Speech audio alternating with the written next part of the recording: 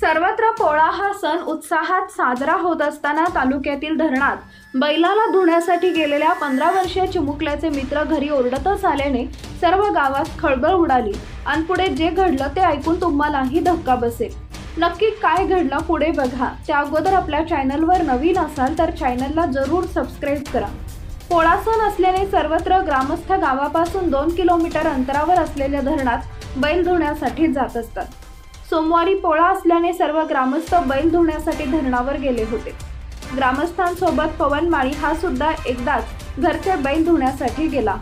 बैल धुणे झाल्यानंतर पवन धरणात पोहायला लागला। या ठिकाणी चिखलात पाय फसल्याने तो बुडाला। त्याचे मित्र धावतच घरी आले आणि घडलेला सगळा प्रसंग त्यांनी आपल्या गावात सांगितला। घडलेला सगळा प्रकार लक्षात आल्यानंतर या ठिकाणच्या इतर ग्रामस्थांनी धावत जात त्याला बाहेर काढून तातडीनं जळगाव जिल्हा रुग्णालयात हलवले। मात्र रुग्णालयात पोहोचण्यापूर्वीच खोटेनगरजवळ वाटेतच पवनचा मृत्यू झाला। या घटनेनं संपूर्ण गावभरात हळहळ व्यक्त करण्यात येते आहे।